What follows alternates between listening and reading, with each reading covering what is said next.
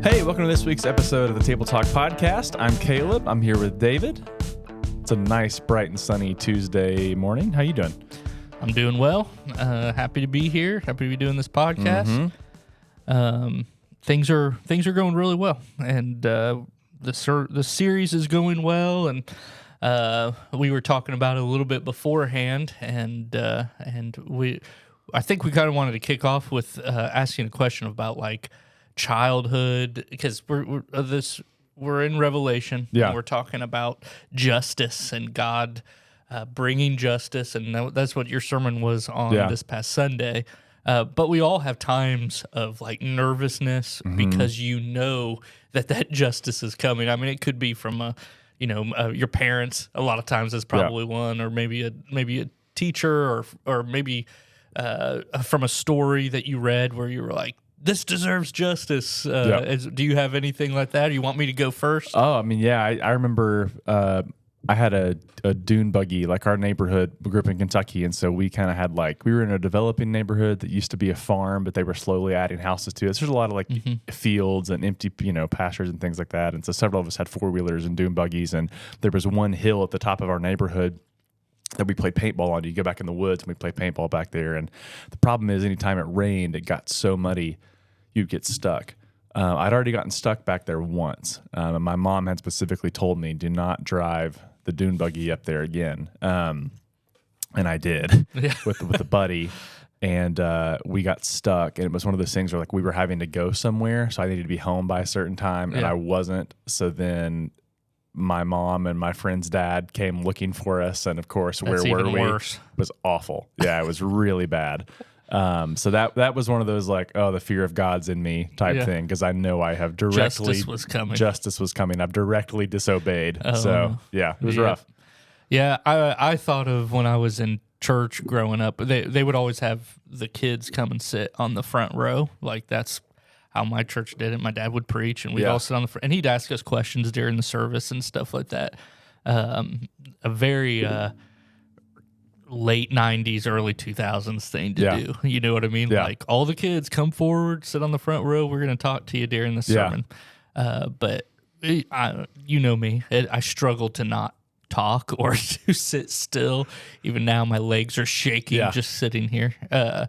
But there were a few times. Well, first of all, there were steps, right? My mom would make eye contact. If she somehow made eye contact with you from behind you, and she did the clicker, for the screens, for the slides where she would just flip them over.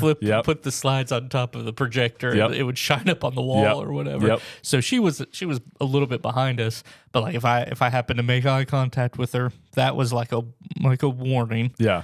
If things started getting a little out, she would snap her fingers, and I could hear that from.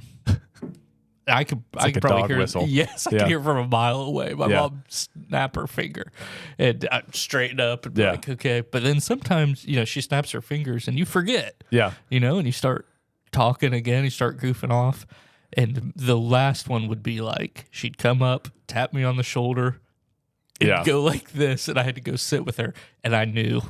You were done. That was the end. Yep. You know what I mean? It was that was the ultimate, oh no, this is going to be bad after church. Yep. So if she could spank me right there in front of everybody, she would have. Or told my dad to come down from preaching and spank me right there. My gosh. She would have, but you can't do that in church. Terrifying. So on that same note, my grandpa saved my life more times than I can count.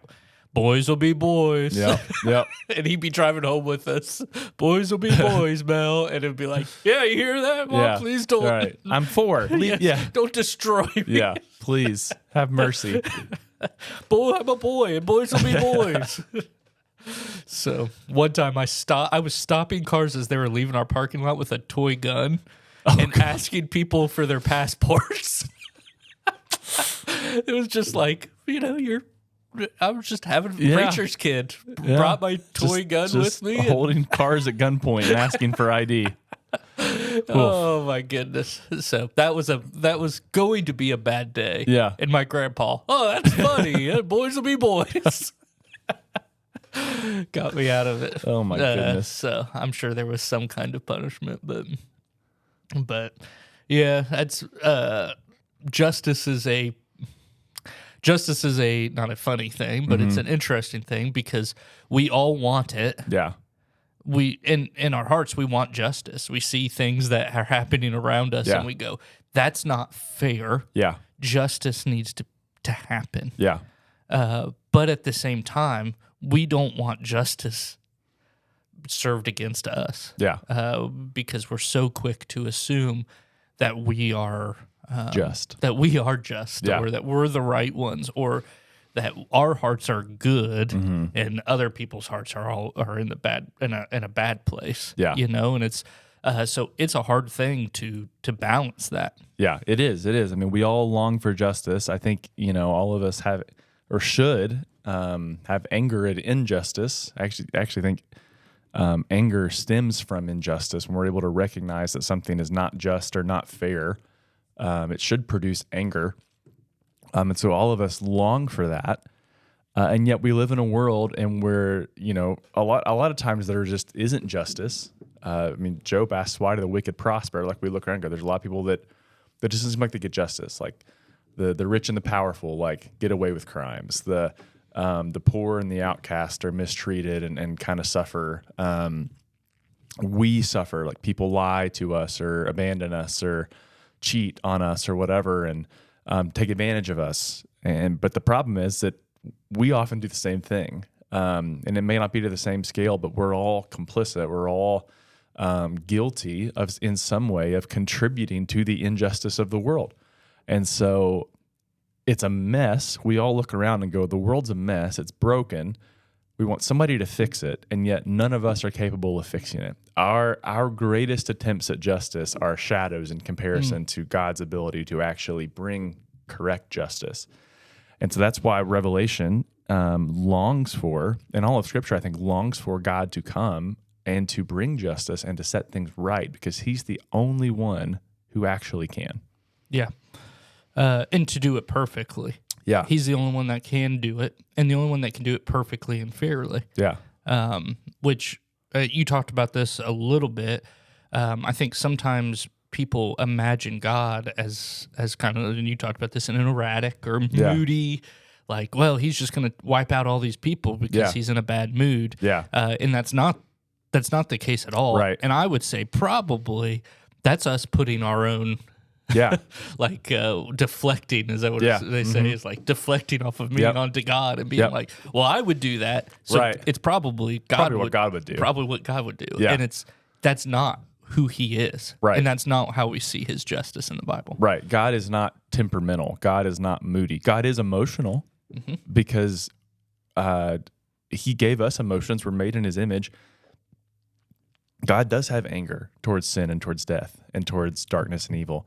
God does feel sadness when his people hurt. God's heart does break. God has joy in his creation. He has joy in his people. He has love for the things he's made. So God does have emotion. But that emotion is stable. That emotion is, I think stable is the best word for ours. Ours is not. Ours is erratic and moody. And so God's anger is not a sign of his being temperamental or moody or whatever. It's it's just a perfect expression of the feeling of anger toward misjustice and toward evil and darkness, which I believe we want God to have. Yeah. I think we would be in a very bad place if the creator of the universe didn't care when his creation was harmed. But Scripture paints a picture of a God who not only cares, but is deeply moved when his creation and his people are harmed. Yeah, and he's not moving on a whim. Correct. I think a lot of times what happens is we as humans can get angry and on a whim sin out of our anger. Correct. Yes. Or on a whim sin because of what how we want justice to be served. Yeah. And we can sin out of that. That's not how God functions. Yeah. Even Jesus, when he's angry about the temple becoming this, taking advantage of people who are traveling, who want to worship, who want to sacrifice. Yeah. Jesus, this wasn't a like out of anger on a whim decided to do this. It says he went and he braided a whip. Yeah. Which takes some time. That takes some time. Yeah. And talks about how, I mean, like, you're sitting there, you're thinking about it, and he's going, all right, I'm angry. But he wasn't just like on a whim, just tossing tables. Yeah. Just out of nowhere. It was like, this has been building. He's thought this through. Yeah. He knows he's angry about the mistreatment and injustice of what's happening in that temple. Yeah. And he does it the right way, going after the right people, and by doing it in a way that he doesn't sin. Yeah. Which is where we probably struggle more with that. Yeah, for sure. Because I think we do express our anger impulsively, and oftentimes impulsive action. Not always, but it can often lead to sinful behavior, because it hasn't been rightly discerned or rightly prayed through or rightly, just thought about. Whereas Jesus, when he expresses anger, it's coming from this place of, well, he's God, so he's got that going for him, but also like this place of discernment and patience and processing that we just don't have all the time. Yeah. And so those feelings that people have when they see things on the news, when they hear about things that are unjust. Yeah. I'm no, it's hard for me too. Yeah. I'm struggling with these. I don't even know what they're called, but things that are unjust, and I think sometimes people can feel guilty for being angry or for being sad or depressed about things that they're seeing happening or things like that. That's actually a godly emotion. Yeah. It's not, but it's not a sin to have that emotion. It's how you respond to it. Yeah. And we can look at Jesus as the example of how to respond. Yeah. Yeah. I think emotions, like, there's almost two schools of thought, and I'm big on this. I think sometimes in response to one camp, we swing the pendulum back way too far the other way. So there's a certain camp that would say that our emotions don't matter at all, and so emotions are fickle. You shouldn't pay attention to them. Don't decide something emotionally. I hear that all the time. Decide logically, not emotionally, as if our logic is somehow perfect. I don't know if you've met a human being, but I've yet to meet one person whose logic is perfect. Perfectly and expressed and not flawed. Yeah. So there's that camp. The other camp says, they don't say it, they live it. We'll only live by your emotions. So only go by your feelings. Live, you live your truth, right? Do what you feel. Do what feels right. And it's like, well, emotions are good indicators. They let us know something that's going on within us. Like they're God-given. Logic is God-given. But both our logic and our emotions can be flawed. So we need somehow to honor and acknowledge both and ask God to give us wisdom over all of it. That's what God is. He's perfect. So he's able to perfectly take emotion and wisdom and logic and all of it together and go, this is how I will judge fairly and rightly and justly. We get caught in one camp or the other sometimes, and we either run over people because we're not thinking emotionally, or we become lost and don't ever actually pursue justice because we're so caught up in emotion. I think you said that perfectly. And that's a balance that we have to, it's a bike that we have to ride and balance constantly. And one that Jesus did perfectly. Yeah. And we can look at his example as we're trying to do better at that.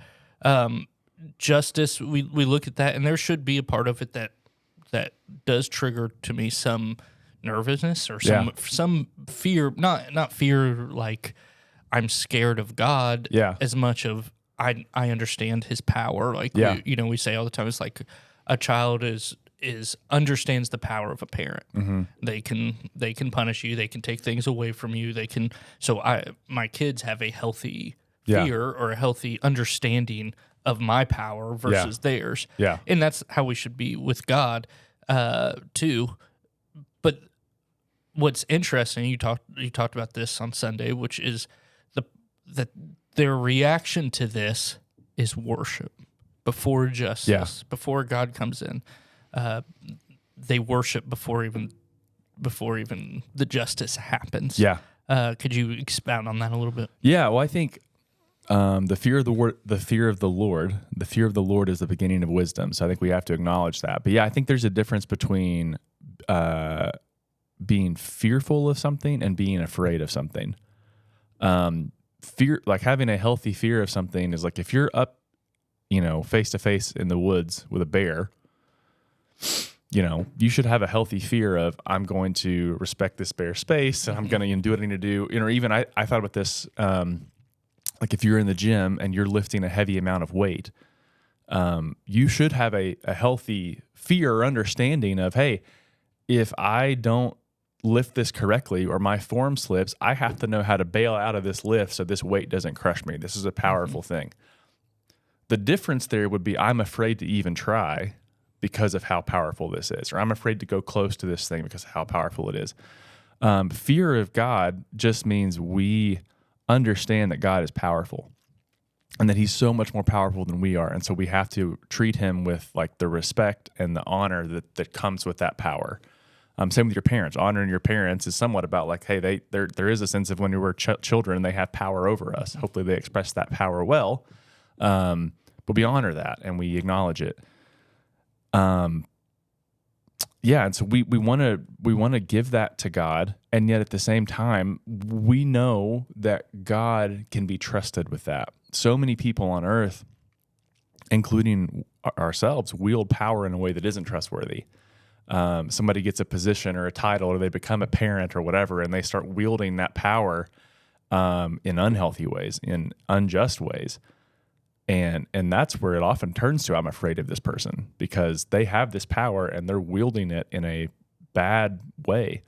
God will never use his power in a bad way. It's only for our good. It's only for our benefit. It's only for the good of creation. So we fear God.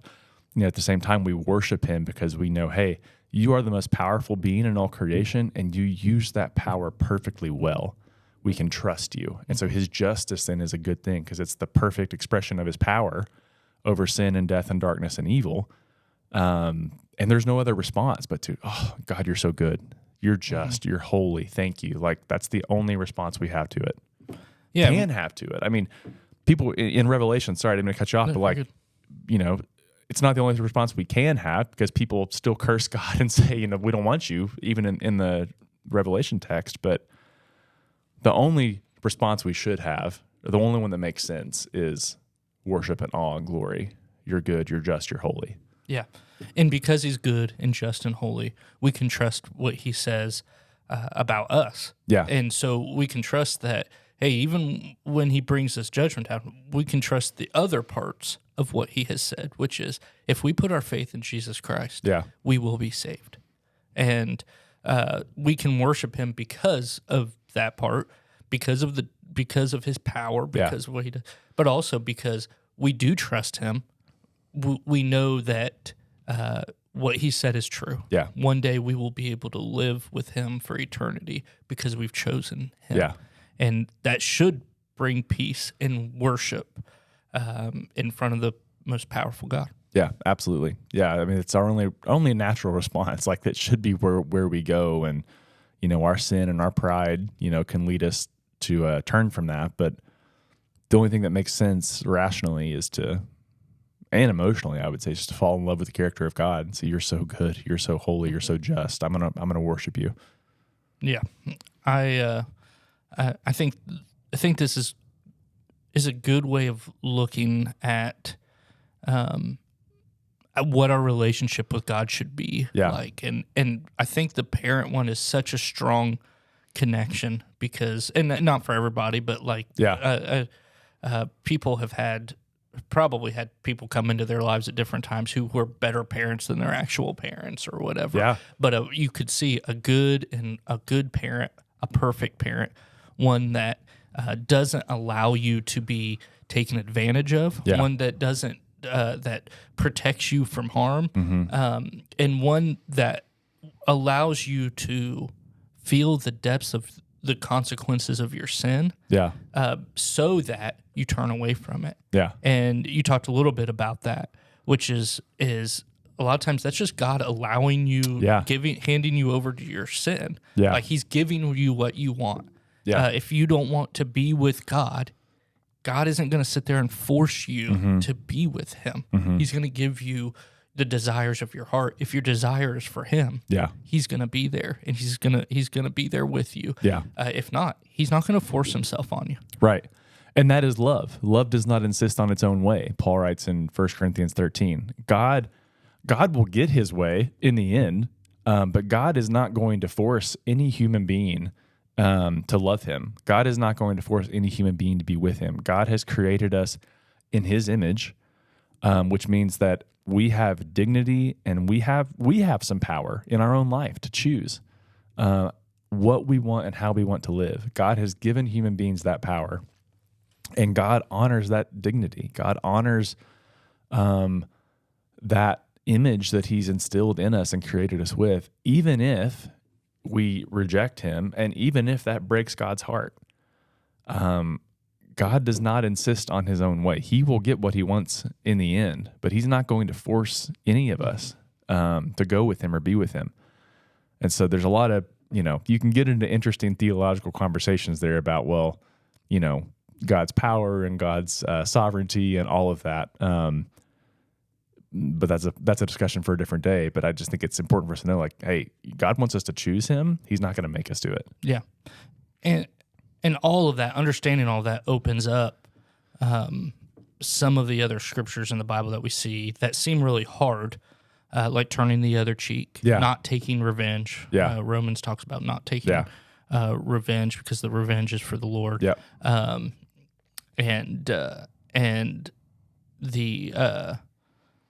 This can give you peace to be able to do that.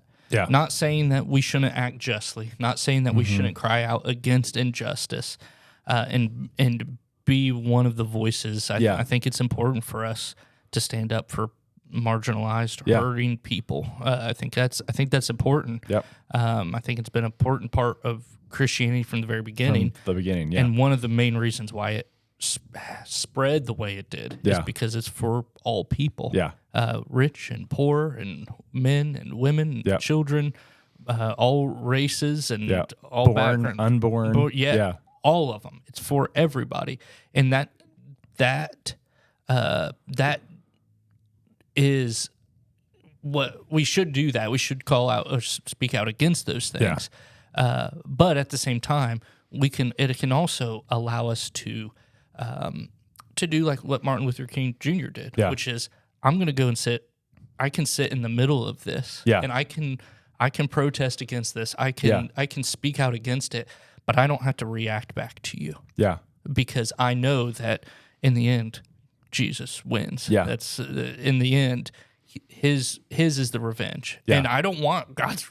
I don't want people to receive that. I want them to turn to Christ. I don't want them to receive, but it gives you peace and allows you to turn the other cheek. It allows you to be able to protest peacefully instead of acting out in anger, or I have to get this, I have to make this just myself. Right, because if we commit injustice in the name of justice, it's still injustice. So I think that's where we go wrong. It's like, and Revelation speaks against this. We think we have to fight the way the world fights to get justice. And it's like, no.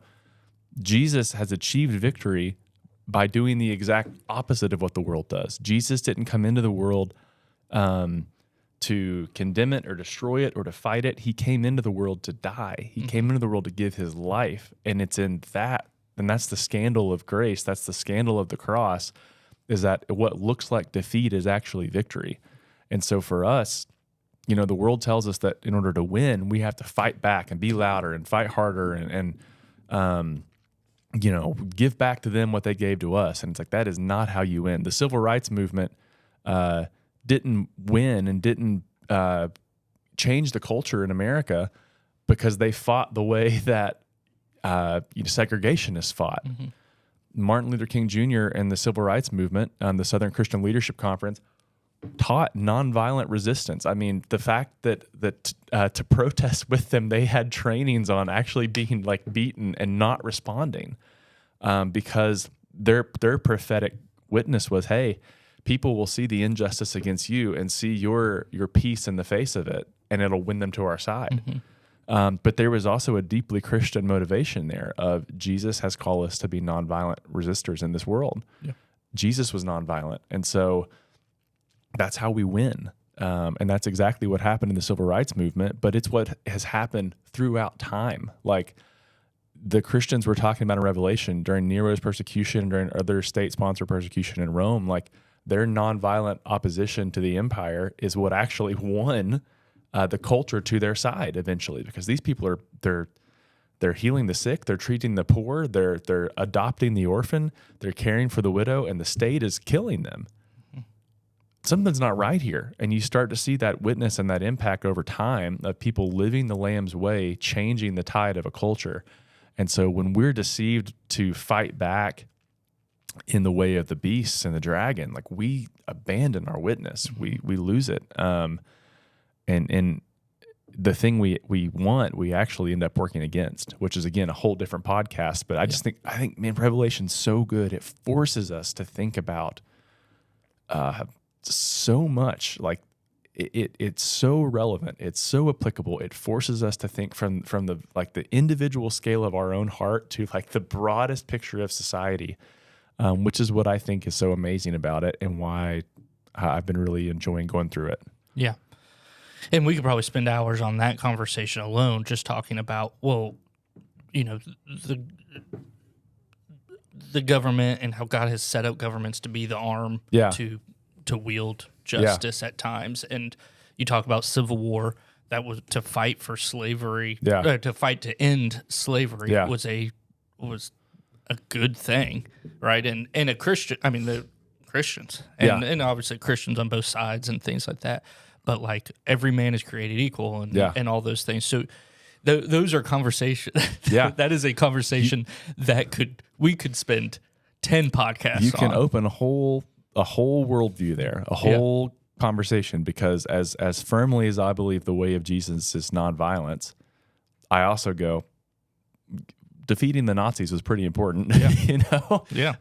Augustine talks about the idea of just war and things like that. There's a lot of conversations around that, you know, what makes a war just, what makes violence and conflict just. I mean, somebody that I really look up to is Dietrich Bonhoeffer. And Bonhoeffer was, you know, eventually imprisoned by the Nazis for being a part of a plot to assassinate Hitler. Mm-hmm. And you go, well, was that the right thing to do? Like, was that...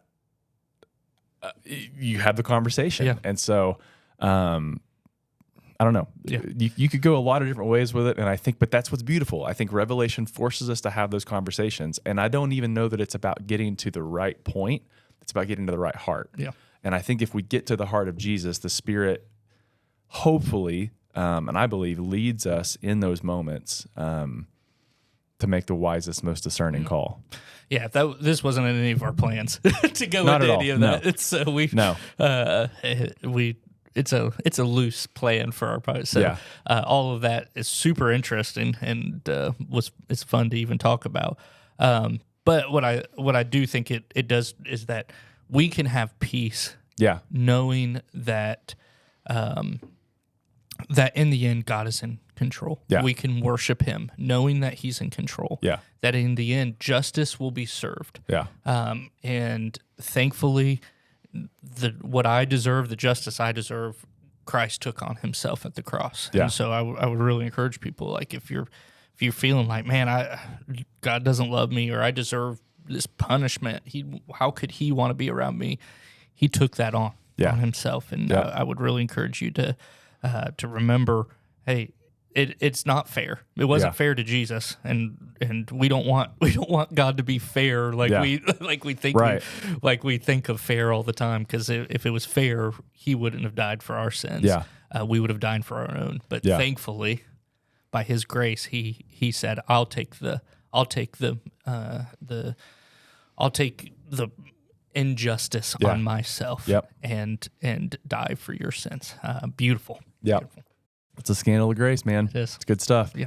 Well, hey, we'll get back into it next week. Ron's preaching on Sunday on Revelation 17, 18, and the first little bit of 19 over we'll talk more about the fall of Babylon next week. So read ahead, get tuned in for that. 3 more weeks in this series. So we're almost to the end, literally. See you guys next week.